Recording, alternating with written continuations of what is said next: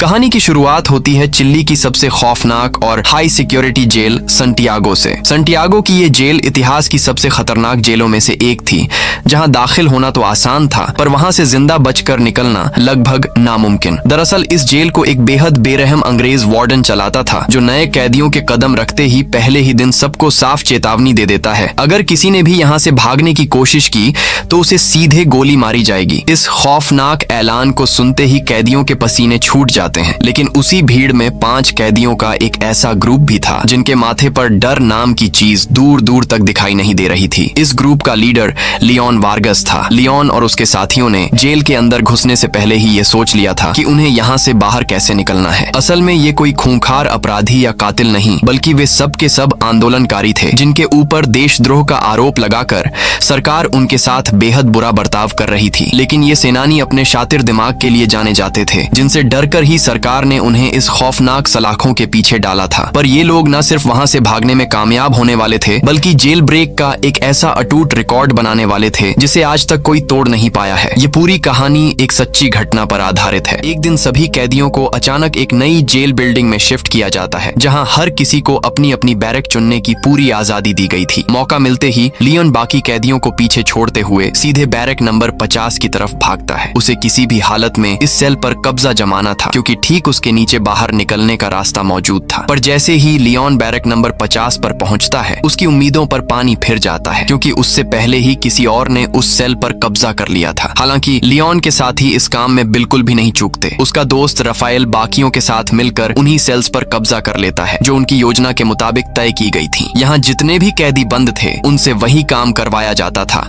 जिसमें वे बेहद माहिर थे और जिसे वे सालों से करते आ रहे थे। लियोन पेशे से आर्किटेक्ट होने के नाते लियोन ने बिना किसी औजार के सिर्फ अपने कदमों की गिनती से ही इस बात का सटीक जायजा लगा लिया कि बाहर निकलने के लिए उन्हें पूरी 210 फुट लंबी सुरंग बनानी होगी। ये सुरंग सीधे पास ही मौजूद एक नदी में जाकर निकलती, यानी अगर किसी तरह वे सब वहां से बाहर निकल जाएं, तो नदी के रास्ते आसानी से फरार हो सकते हैं। पर सबसे बड़ी टेंशन ये थी कि 24 घंटे पहरेदारों की नाक के नीचे सुरंग खोदना और उससे निकलने वाली मिट्टी को सही ठिकाने लगाना वाकई एक बहुत बड़ा टास्क था। अभी ये लोग बैठकर प्लान बना ही रहे होते हैं कि तभी अचानक पाब्लो नाम के एक कैदी की नजर उन पर पड़ जाती है। वह तुरंत ताड़ जाता है कि ये लोग जरूर कोई प्लान बना रहे हैं और उसे दाल में कुछ काला लगता है। वह सीधे उनके पास जाकर कहता है कि तुम लोग जो भी प्लान बना रहे हो, मुझे भी उसमें शामिल कर लो, क्योंकि मैं भी यहाँ से बाहर निकलना चाहता हूँ। उन तीनों को पाब्लो पर भरोसा हो जाता है और वे उसे अपने ग्रुप में शामिल कर लेते हैं। साथ ही वे पाब्लो से यह भी कहते हैं कि अगर उसके पास यहाँ से बाहर निकलने का कोई बढ़िया आइडिया हो तो वह उन्हें जरूर बताए। जैसे ही शाम होती है, लियोन और उसके साथी सुरंग बनाने की पूरी प्लानिंग में जुट जाते हैं। उनका सबसे पहला काम होता है दीवार की तरफ दिखने वाला एक नकली बोर्ड तैयार करना। चूंकि इस सुरंग को बनाने में काफी दिन लगने वाले थे, ऐसे में यह नकली दीवार पहरेदारों की आंखों में धूल झोंकने का काम करेगी, ताकि गश्त लगाते वक्त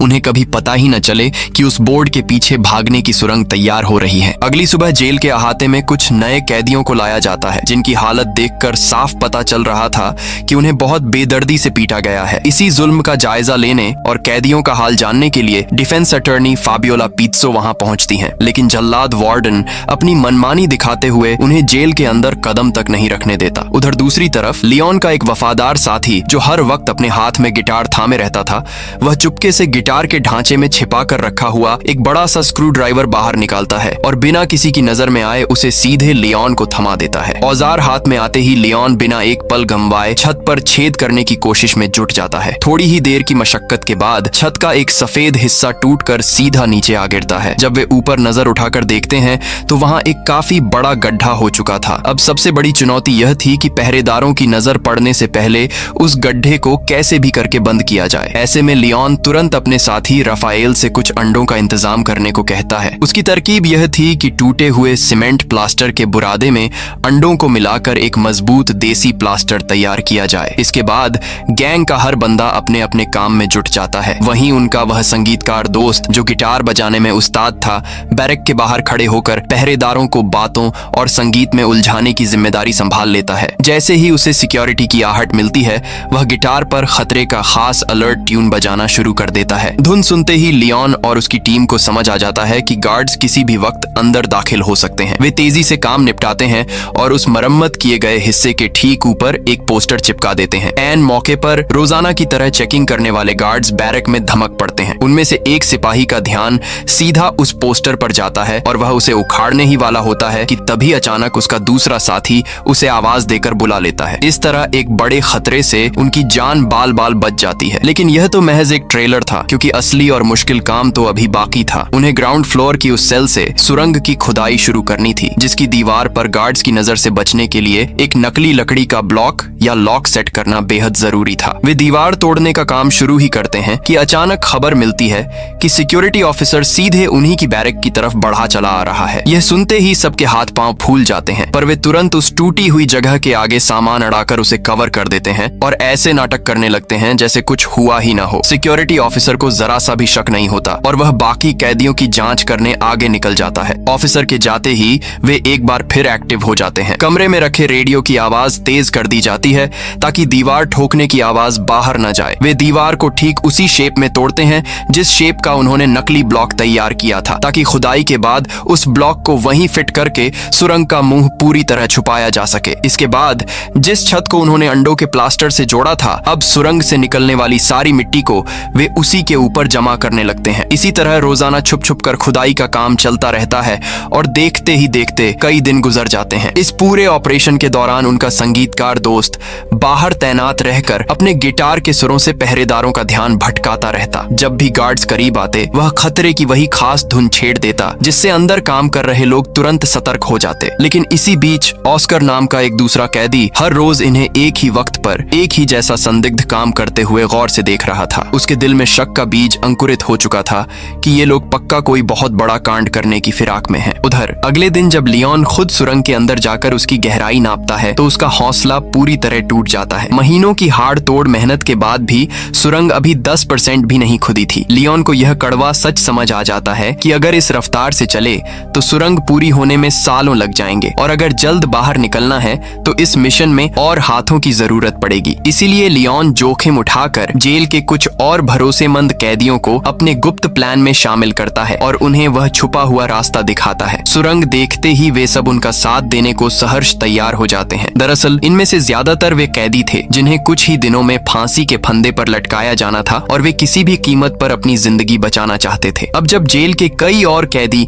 इस डेयर डेविल मिशन का हिस्सा बन चुके थे तो पकड़े जाने के रिस्क को कम करने के लिए वे छत के रास्तों को एक दूसरे की सेल से कनेक्ट करना शुरू कर देते हैं। देखते ही देखते सुरंग खोदते हुए 150 दिन से भी ज्यादा का वक्त बीत जाता है। इस दौरान रेडियो के जरिए उन्हें बाहर की दुनिया की खबरें मिलती रहती हैं। एक दिन खबर आती है कि बाहर चल रहे जन आंदोलन में प्रदर्शनकारियों की झड़प में एक पुलिस वाला मारा गया है जिसे उनके ही संगठन के साथियों ने मौत के घाट उतारा था। यह सुनकर लियोन और उसकी टीम की चिंता बढ़ जाती है। उन्हें डर सताने लगता है कि अगर बाहर उनके साथी इसी तरह हिंसक हमले करते रहे तो जनता का समर्थन उनके हाथ से निकल जाएगा और उनकी यह सारी मेहनत पानी में मिल जाएगी। अब हालात की गंभीरता को देखते हुए सभी कैदियों ने 2-2 घंटे की शिफ्ट में काम करना शुरू कर दिया। उनका पूरा दिन सिर्फ सुरंग की खुदाई और आगे की रणनीति बनाने में बीतता। जो भी बंदा सुरंग खोद कर बाहर आता वह सबसे पहले अपने हाथ पांव और कपड़ों को चमका कर धोता ताकि मिट्टी का एक छोटा सा कतरा भी किसी की नजर में न आए। बाकी कैदी बाहर बिल्कुल सामान्य होने का नाटक करते, मानो वे बहुत लाचार होकर अपनी सजा काट रहे हों। जिस कैदी की जब ड्यूटी लगती वह पूरी निष्ठा से खुदाई करता और बाकी लोग बाहर खड़े होकर परिंदे पर भी नजर रखते। जरा सी भी गड़बड़ महसूस होने पर वे तुरंत अंदर कोड सिग्नल भेज देते। काम अब सुपर फास्ट स्पीड से आगे बढ़ रहा था और आधी से ज्यादा सुरंग खोदी जा चुकी थी। तभी एक दिन वही शक करने वाला कैदी ऑस्कर रफाएल के पास पहुंचता है और सीधे शब्दों में कहता है कि मुझे सब पता चल चुका है कि तुम लोग अंदर क्या गुल खिला रहे हो। मुझे भी अपने साथ इस मिशन में शामिल कर लो। मैं अब इस नरक में एक दिन भी और नहीं सड़ सकता। उसकी बात सुनकर और राजफाश होने के डर से ये सभी ऑस्कर को भी अपने इस गुप्त भागने के मिशन में शामिल कर लेते हैं। एक दिन लियोन अपने साथियों को इकट्ठा करके समझाता है कि सुरंग का काम तो बहुत जल्द खत्म हो जाएगा, लेकिन जेल की दीवार पार करने के बाद उन्हें बाहर किसी मददगार की सख्त जरूरत पड़ेगी। वह रफाएल से खुलकर कहता है कि हमें किसी गैर पर जरा भी भरोसा नहीं है, लेकिन हम सब तुम्हारी पत्नी पोलियाना पर आंख मूंद कर यकीन कर सकते हैं, इसलिए तुम्हें ही उसे इस खतरनाक काम के लिए मनाना होगा। कुछ ही दिनों बाद जेल में कैदियों से उनके रिश्तेदारों की मुलाकात का दिन आता है। पोलियाना भी अपने पति राफाएल से मिलने पहुंचती है। बातचीत के दौरान राफाएल अपनी पत्नी को जेल ब्रेक का पूरा मास्टर प्लान समझा देता है और कहता है कि वह बाहर जाकर उसके बाकी साथियों से मदद मांगे। हालांकि पोलियाना उस वक्त कोई खास रिएक्शन नहीं देती और चुपचाप अपने घर लौट जाती है। देखते ही देखते जेल के अंदर 200 से भी ज्यादा दिन बीत जाते हैं और सुरंग खोदने का काम दिन रात जारी रहता है। ऐसे ही एक दिन जब लियोन का वह संगीतकार दोस्त सुरंग के मुहाने पर खुदाई कर रहा होता है, तभी गार्ड्स की एक पूरी टुकड़ी अचानक वहां आ धमकती है। दरअसल उन्हें भनक लग चुकी थी कि जेल के भीतर कुछ गैर कानूनी पक रहा है। जैसे ही गार्ड्स आगे बढ़ते हैं, लियोन फुर्ती से सेल के अंदर जाकर अपने साथियों को खबरदार कर देता है, पर इतने कम समय में खुदाई के औजार और मिट्टी छुपाना नामुमकिन था। ऐसे में अपने साथियों और पूरे प्लान को बचाने के लिए राफेल बिना सोचे समझे सीधे गार्ड्स पर टूट पड़ता है। देखते ही देखते बाकी कैदियों और गार्ड्स के बीच भयंकर हाथापाई शुरू हो जाती है। इस धक्का मुक्की में भले ही कैदियों को काफी चोटें आती हैं, पर लियोन और उसकी टीम को सारा सामान गायब करने का कीमती वक्त मिल जाता है। लड़ाई शांत होने के बाद खूंखार वार्डन अंद्रादे सजा के तौर पर उन सभी कैदियों को कड़ाके की धूप में नंगा खड़ा कर देता है। दरअसल अंद्राडे बेहद चालाक और शातिर इंसान था, जो 24 घंटे कैदियों पर पैनी नजर रखता था और आए दिन ऐसी अचानक चेकिंग करवाता रहता था। उधर दूसरी तरफ पोलियाना अपने पति को छुड़ाने की गुहार लेकर उस पॉलिटिकल पार्टी के दफ्तर पहुंचती है, जिसके लिए राफेल कभी दिन रात काम किया करता था। लेकिन चुनाव सिर पर होने के कारण नेताओं ने उसकी मदद करने से साफ इनकार कर दिया। उन्हें डर था कि किसी सजा याफ्ता कैदी की मदद करने से चुनाव में उनकी थू-थू हो जाएगी। निराश होकर पोलियाना फिर राफेल के पिता के पास पहुंचती है, जो एक चर्च में पादरी थे। वह उन्हें सच्चाई बताती है कि उनका बेटा और उसके साथी जेल में सुरंग खोद रहे हैं और उन्हें बाहर से मदद की जरूरत है। अपने बेटे की जान बचाने के लिए राफेल के पादरी पिता और उनके कुछ करीबी दोस्त इस खतरनाक मिशन में हाथ बटाने के लिए तैयार हो जाते हैं। इधर जेल में कई दिनों तक काल कोठरी में बंद रखने के बाद वार्डन अंद्रादे राफेल को खुशखबरी सुनाता है कि अदालत ने उसे फांसी की सजा मुकर्रर कर दी है। पर फांसी की खबर सुनकर भी राफेल के चेहरे पर शिकन तक नहीं आती। वह अंदर ही अंदर जानता था कि फांसी के तख्ते पर चढ़ने से पहले ही वह इस जेल की दीवारों को पार कर चुका होगा। यही बात वह इशारों ही इशारों में अपनी वकील फाबियोला को भी समझा देता है। अब सुरंग की खुदाई को 390 दिन से भी ज्यादा का वक्त हो चुका था। सुरंग इतनी लंबी और गहरी हो चुकी थी कि उसके अंदर ऑक्सीजन की भारी कमी होने लगी। घुटन की वजह से अंदर खुदाई कर रहा कैदी अचानक बेहोश हो जाता है। ठीक उसके पीछे मौजूद राफेल बेहद मशक्कत के बाद उसे खींचकर बाहर निकालता है। लियोन राफेल से कहता है कि हमें तुरंत इस समस्या का कोई जुगाड़ निकालना होगा। तभी उनकी मुलाकात ह्यूगो नाम के एक कैदी से होती है, जिसके पास एक मोटर होती है। राफेल उसे भी अपने गैंग में शामिल कर लेता है। इसके बाद वे उस मोटर में पंखा फिट करते हैं और एक प्लास्टिक पाइप के जरिए सुरंग की उस गहराई तक ताजी हवा पहुंचाने में कामयाब हो जाते हैं, जहां तक खुदाई पूरी हो चुकी थी। हालांकि आजादी की मंजिल अभी भी उनसे काफी दूर थी। खोदते खोदते अब 413 दिन का लंबा अरसा बीत चुका था। एक सुबह पोलियाना अखबार खोलती है तो उसके होश उड़ जाते हैं। खबर छपी थी कि तानाशाह पर हमला करने वाले 9 कैदियों को कोर्ट ने फांसी की सजा सुनाई है। दूसरी ओर वार्डन अंद्रादे का शक अब लियोन की टीम पर गहराने लगा था। वह पाब्लो को पकड़कर टॉर्चर करता है और धमकी देता है कि अगर वह उसका खबरी नहीं बना तो उसे जान से मार दिया जाएगा। मौत के डर से घबराया पाब्लो अपनी जान बचाने के लिए वार्डन का जासूस बनने पर राजी हो जाता है। तमाम मुश्किलों को पार करते हुए आखिरकार लियोन और उसके साथी सुरंग खोदकर जेल की बाहरी बाउंड्री के बिल्कुल करीब पहुंच जाते हैं। सुरंग का सही सिरा पता लगाने के लिए वे एक प्लास्टिक पाइप के जरिए ऊपर जमीन पर लाल रंग का केमिकल छिड़क देते हैं, ताकि बाहर मौजूद पोलियाना को संकेत मिल सके कि सुरंग वहां तक पहुंच चुकी है। अगले ही दिन राफेल के पादरी पिता उससे मिलने जेल आते हैं और फुसफुसाकर बताते हैं कि उन्हें वह लाल निशान मिल गया है, लेकिन उनकी मंजिल अभी भी 42 फुट दूर है। यह सुनते ही लियोन बिना वक्त गंवाए एक बार फिर खुदाई का काम शुरू करवा देता है। जेल के सन्नाटे में 559 दिन बीत चुके थे कि तभी अचानक एक दिन पूरी जेल तेज भूकंप के झटकों से कांप उठती है। खुशकिस्मती से किसी भी कैदी को कोई खरोंच नहीं आती और उससे भी राहत की बात यह थी कि महीनों की मेहनत से बनाई गई सुरंग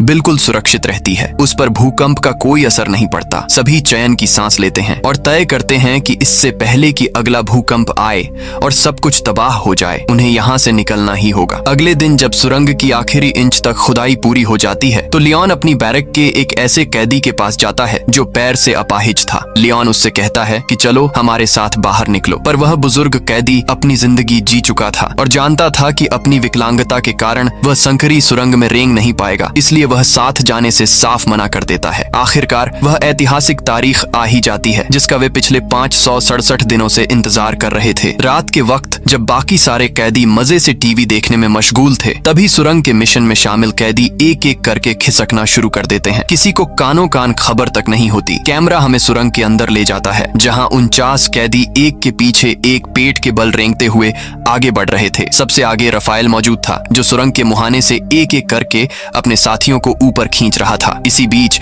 टीवी रूम में बैठे पाब्लो की नजर अचानक लियोन के पूरे ग्रुप पर पड़ती है। बैरक से सब गायब थे। पाब्लो के माथे पर पसीना आ जाता है और वह तुरंत लियोन की सेल की तरफ भागता है। वहां 50वां कैदी यानी ऑस्कार सुरंग के छेद में घुसने ही वाला था। पाब्लो चिल्लाते हुए सिक्योरिटी गार्ड्स को आवाज देने लगता है। ऑस्कर उसे रोकने की कोशिश करता है पर पाब्लो नहीं मानता। देखते ही देखते दोनों के बीच खूनी हाथापाई शुरू हो जाती है। इस लड़ाई में ऑस्कर बुरी तरह लहूलुहान और घायल हो जाता है, पर अपनी पूरी ताकत लगाकर वह आखिरकार पाब्लो को पीट पीट कर बेहोश कर देता है। उधर सुरंग के दूसरे छोर पर एक एक करके सभी कैदी सलाखों के पार आ चुके थे। बाहर उनका इंतजार कर रही थी एक बस जिसे रफाएल की पत्नी पोलियाना खुद चलाकर लाई थी। तभी भागे भागे बस में सवार होने लगते हैं, लेकिन तभी सबकी नजरें ऑस्कर को ढूंढने लगती हैं। वह अभी तक बाहर नहीं आया था। पूरा ग्रुप सांस रोके ऑस्कर का इंतजार करने लगता है। उधर पाब्लो के साथ हुई हाथापाई में हाथ बुरी तरह जख्मी हो जाने के कारण बेचारा ऑस्कर सुरंग के मुहाने पर